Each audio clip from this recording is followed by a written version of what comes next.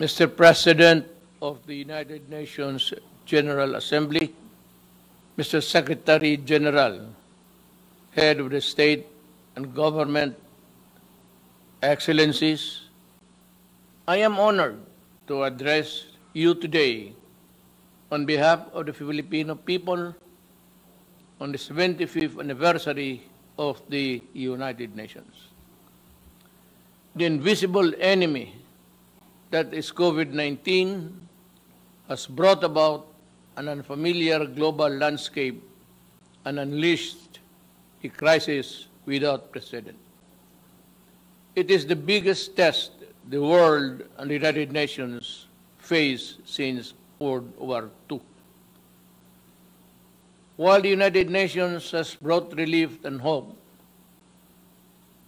to so many countries and peoples around the world, it now finds itself saddled by a virus that has taken many lives and wrecked economies and social order. We are at a crossroads. How we address COVID-19 will define our future. For the Philippines, this means putting up all of the peoples of our United Nations at the core of this response. We will need to ask hard and fundamental questions about the vision and mission that the United Nations conceptualized 75 years ago. We need to ask ourselves whether or not we have remained true and faithful to the United Nations principles and ideals. Mr. President, in the light of the realities of the present, the Philippines grieves with all of the families all over the world who lost their loved ones to this horrible virus. We extend our heartfelt condolences. We salute all frontliners who put up their lives on the line even in countries not their own. So also do we honor and recognize the healthcare professionals who selflessly answered the call and to combat the COVID-19 pandemic despite its virulence and unknown characteristics. While each nation has its own strategy in fighting the pandemic, what the world needs are coordinated international plans and efforts to pursue a common purpose. COVID-19 knows no border, it knows no nationality, it knows no race, it knows no gender, it knows no age, it knows no creed. The Philippines values the role that the United Nations plays in its fight against the pandemic. And a middle-income country whose economic advantages have been derailed by the pandemic, we welcome the launch of the UN COVID Response and Recovery Fund. Ensuring universal access to anti-COVID-19 technologies and products is pivotal in the global pandemic recovery. The world is in the race to find a safe and effective vaccine. When the world finds that vaccine, access to it must not be denied nor withheld. It should be made available to all rich and poor nations alike as a matter of policy. The Philippines joins our partners in the ASEAN and the non-aligned movement, and in raising our collective voice, the COVID-19 vaccine must be considered a global public good. Let us be clear on this. We can call for a global health agenda with enough resources and policy space for the World Health Organizations. We need a WHO that is quick to coordinate and quicker to respond. The Philippines will do its part in the pooling of global resources. Our health workers are among the best.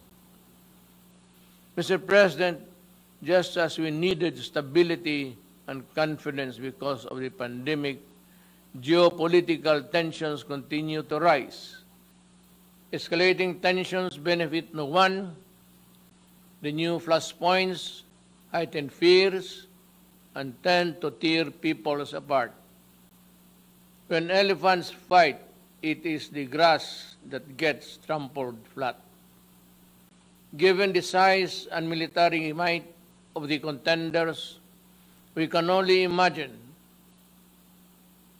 and be aghast at the terrible toll on human life and property that shall be inflicted if the world war deteriorates into a real war of nuclear weapons and missiles.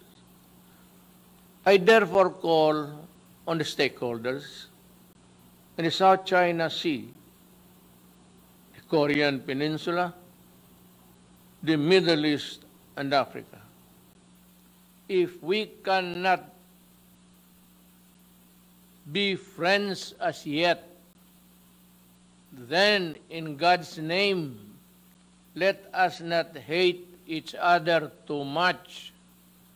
I heard it once said, and I say it to myself, complete agreement. Mr. President, Filipino migrant workers have been devastated by the pandemic. Many have lost not only their livelihood, but also their health and lives as well. Yet they go on in the front lines, healing, caring others in the different parts of the world. The Philippine government has embarked on an unprecedented repatriation program.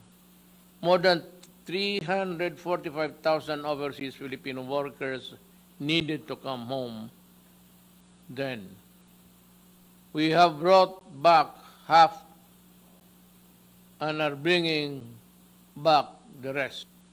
We thank the countries that have provided Filipino migrants with residence permit, access to testing, treatment, and related health services in this pandemic. We brought back most of our seafarers who were stranded because of COVID-19 restrictions. We pioneered with the IMO of the Green Lane for a safe changes of seafaring crews. In these times, we need stronger cooperation in promoting and protecting the rights of migrants, regardless of their migrant status. We must all adhere to the global compact of safe, orderly, and regular migration. Unless states include all the migrants in this response to this pandemic, no one among us is safe until everyone is safe, as the Secretary General has said. With the poverty rate reduced at 16.6% and a sustained economic growth of 6.4%. Between 2010 and 2019, the Philippines was on track to becoming an upper middle income country by the end of 2020. But the pandemic has placed our economy in recession. Despite this downward pressure on growth, the Philippines remains committed to the Sustainable Development Goals. Mr. President, the same urgency needed to fight COVID-19 is needed to address the climate crisis. This is a global challenge that has worsened existing inequalities and vulnerabilities from within and between nations. Climate change has worsened, and the ravages of pandemic. People in the developing countries like the Philippines suffer the most. We cannot afford to suffer more. The Philippines joined the Paris Agreement to fight climate change. We call on all parties, especially those who have not made good their commitment to fight climate change, to honor the same. We call on all parties to strengthen communities and peoples for preparedness and resilience. We're talking about mankind and Earth, our one and only home. Mr. President, the Philippines will continue to protect the human rights of its people, especially from the scourge of illegal drugs, criminality, and terrorism. A number of interest groups have weaponized human rights, some well-meaning, others ill-intentioned. They attempt to discredit the functioning institutions and mechanisms of democratic country and a popularly elected government which in its last 2 years still enjoy the same widespread approval and support.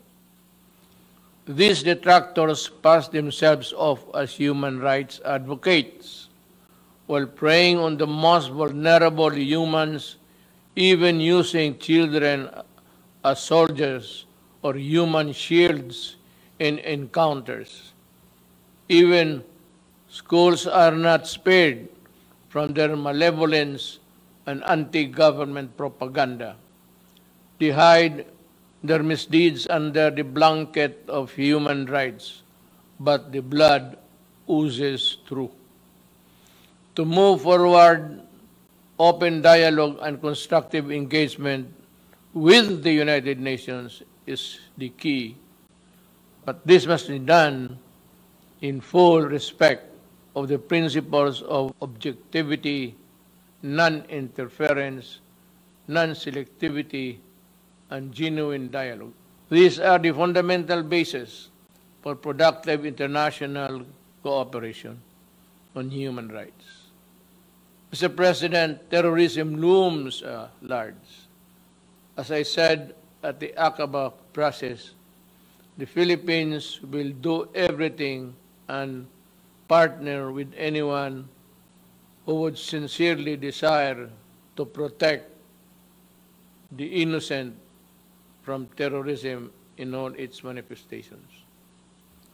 The Marawi siege, where foreign terrorist fighters took part, taught us that an effective legal framework is crucial. Our 2020 Anti-Terrorism Act shores up the legal framework by focusing on both terrorism and the usual reckless response to it. Its enactment was done pursuant to our commitment and the strict adherence to the relevant Security Council resolution and the UN Global Counter-Terrorism Strategy. Most importantly, we remain committed to rebuild the stricken community and address the root causes of terrorism and violent extremism in my country. We must remain mindful of our obligation and commitment to the Charter of the United Nations, and as amplified by the 1982 Manila Declaration on the peaceful settlement of international disputes, the Philippines affirms that commitment in the South China Sea in accordance with UNCLOS and the 2016 Arbitral Award. The award is now part of international law, beyond compromise and beyond the reach of passing governments to dilute, diminish, or abandon. We firmly reject attempts to undermine it. We welcome the increasing number of states that have come in support of the award and what it stands for: the triumph of reason over rashness, of law over disorder, of amity over ambition. This, as it should, is the majesty of the law. Mr. President, the global health crisis has further complicated the global security environment. But no aspiration nor ambition can justify the use of weapons that destroy indiscriminately and completely. There is no excuse for deaths that a nuclear war could cause, nor the reckless use of chemicals and biological weapons that can cause mass destruction. These weapons of death put us all at mortal risk, especially if they fall into the hands of terrorists without a shred of humanity in their soul. We can call all member states to fully implement the Nuclear Non-Proliferation Treaty and the Chemical and Biological Weapons Convention. I have asked the Philippine Senate to ratify the treaty on the prohibition of nuclear weapons, and importantly, we were among those to sign it first. Mr. President, the Philippines has a long history of opening its doors to the refugees. From the White Russians following the 1917 revolution and the European Jews in the Second World War and the Vietnamese in the late 1960s and the Iranians displaced by the 1979 revolution, among others. The Philippines continue to honor this humanitarian tradition in accordance with our obligation under the 1951 Convention of the Status of Refugees and the 1967 Protocol. But lest we forget, helping the most vulnerable, those displaced by conflict, persecution, and political instability is a shared responsibility of all countries. As I have said many times, the doors of the Philippines are open, as they have always been, to everyone fleeing for safety, such as the Rohingyas. In the face of mounting refugee crisis worldwide, let us work together towards ending the conflicts and conditions that force people to flee their homes. Mr. President, as our societies become more diverse yet interdependent, social cohesion issues come to the fore. Mutual understanding, always accompanied by mutual tolerance between those of different faiths and cultures, is the only foundation of societies at peace with itself and all others. Finally, I express gratitude to the gallant peacekeepers, including our own, who advance the cause of peace in the most difficult situations. From the Golan Heights in the Middle East to Liberia in West Africa, Filipino peacekeepers put themselves in the front line between the vulnerable and those who seek harm.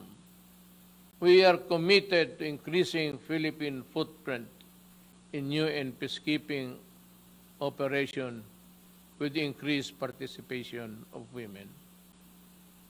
Again, Mr. President, to defeat COVID-19 pandemic and other challenges, we must work with seamless unity,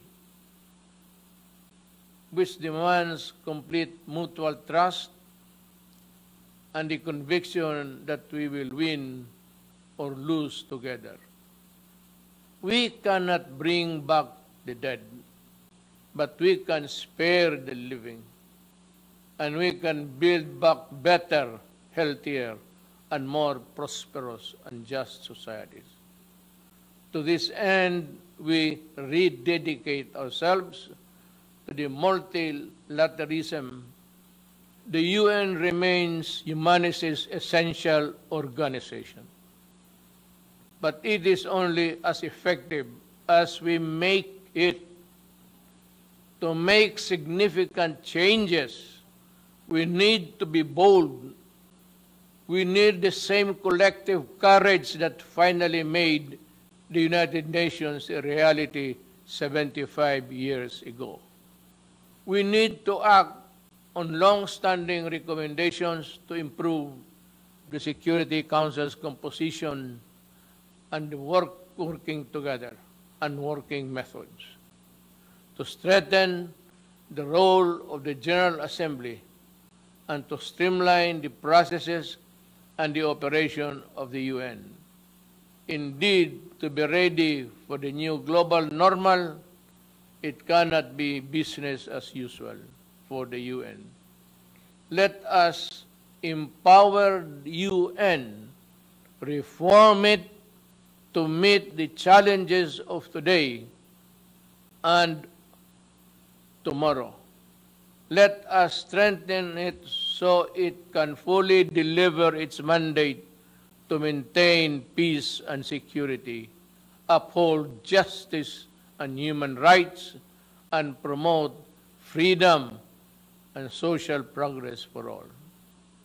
After all, we are the United Nations. Thank you.